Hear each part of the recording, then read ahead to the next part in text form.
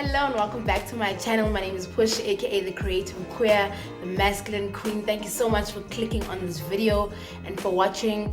Do remember to subscribe, comment, and share this video if you care and if you want to stick around. Today I'm going to be talking about some of the mistakes that I am definitely guilty of in terms of like talking stages and what I think I've been doing wrong, and perhaps maybe you guys will learn from my mistakes. This is just my take on things, and I'm hoping to have a bit more luck in terms of dating. Let's roll the bumper.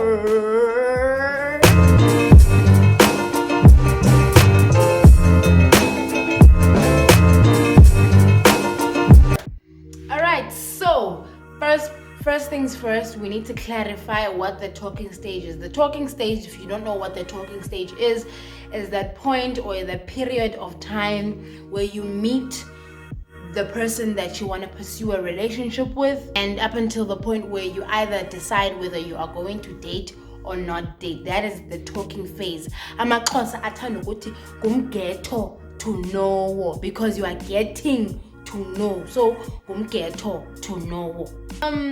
This is a pretty stressful or hectic stage. It gets annoying obviously now to tell people my favorite color is yellow, and like the process of getting to know is, it's a bit tedious and tired, and you, especially when you are kind of hitting dead ends. And I understand, the sentiments and where people are coming from, but I think for me I wrote down some things that I think that I've been doing wrong in terms of talking stages, and I think in the future I would want to implement this in my life and to have a better talking stage.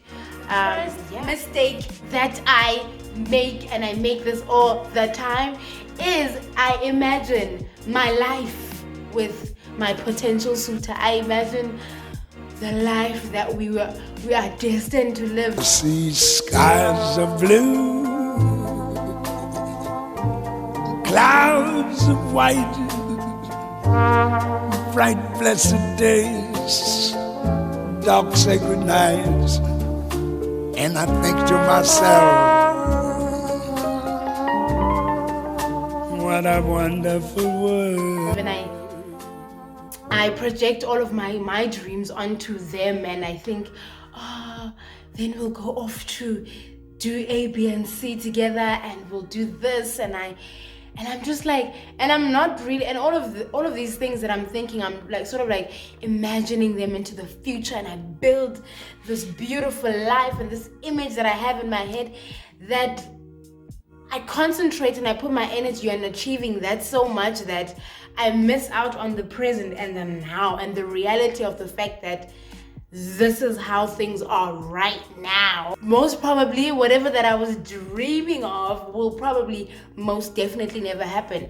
And I think I do that, and I now understand why I do that. It's because of some attachment issues and some things that I've been working out because of my childhood, and I am learning now to love or to like somebody without attachment, to like them and be like, you know what, if you decide to leave my life, I'm gonna be okay. It hurts, but if you can dare to up life, and I will leave alone, and just to be okay, and to not be moved by whether people stay or don't stay into my life. So I think on a personal note, it's something that I'm trying to learn, and I'm trying to kind of talk myself into, because it's definitely like, it's hard. It's like deep embedded within me. Like, it's something that happened in my childhood that makes me cling on, and imagine this wonderful life with this person, and I do that because of that. But now, because I know better and I'm doing better, I stop myself in my tracks, and I'm like, I need to see this person for who they are right now and what they are telling me right now. And which brings me to my then second point, is that because I'm dreaming all of these things, I'm dreaming all of these beautiful things, I miss out on the red flags. People say things, but people also say things. Like, the getting to know phase and the talking stage is literally the time where you need to pick up on somebody's bad habits, all of the things that the person doesn't say. Don't listen to this. People will sell you dreams. Don't listen to this. Listen to the things that they don't say. Listen to how they make decisions. Listen to how they speak about other people. Listen to what network do they have around them. Like, you will pick up on so many things if you just chill and be like, just watch the person. Red flags, like if a person doesn't really have like a cell phone number, they have these weird numbers, and then you can only reach them on WhatsApp, and then they have a WhatsApp number and it's red flag, because you're thinking about all of these bigger things. You're not literally looking at the now and who this person is now and what they're telling you right now, and you literally need to listen and pay attention, because the red flags, they're like, all the damn that I've been doing wrong is that I move too quickly. And I've always attributed this to the fact that I'm queer, I'm a queer woman, I love women, and vele as women, this is what we do. We move fast, we move quick. We don't have to do a background check to see if this person's a serial killer. Woman, we already feel safe, all of those things. And I was like, yeah, it's acceptable, we can do that. But moving too quickly, and you get into a relationship and you're like, in fact, when I look back, even for me individually, all of the relationships that I've been with, I've never really had to ask a girl out and be like, can you please be my girlfriend? Like, there was never that conversation. We always kind of fell into the relationship. We knew more or less, okay, we like each other.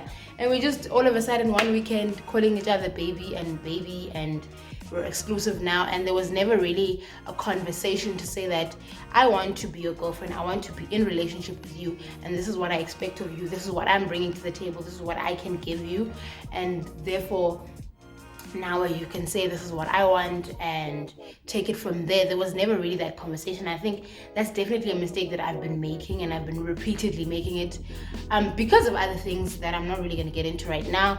But I really do think that it's something that I need to unlearn, and that when I get into a relationship, it needs to be very intentional, and we need to have the conversation about, baby girl, what are we doing here? What do we want from each other? What can we give each other?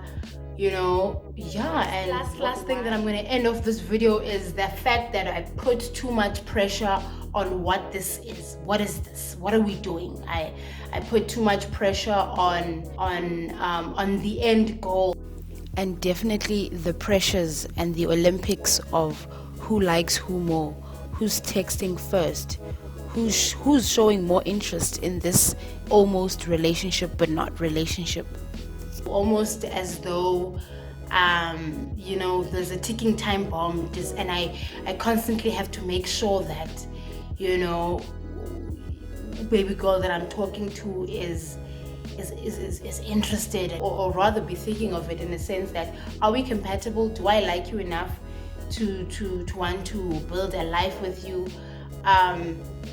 Just like the whole pressure, like, just because I approached you and I thought I liked you, doesn't necessarily mean that at the end of this period we are going to be in a relationship. So I tend to put too much pressure on the end goal, as I should definitely just let things be, and if we vibe, we vibe. If we don't, we don't. Like, it's just like, it's a lot, okay? Definitely something I need to unlearn.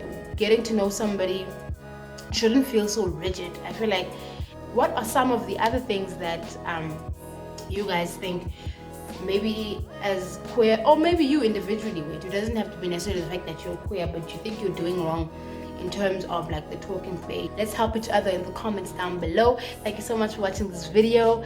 I'll definitely, let me not even say definitely, school is dying down a little bit, so I think I might have more time to think of video ideas and to have more energy when I come onto the screen. Thank you so much for coming to the end of this video.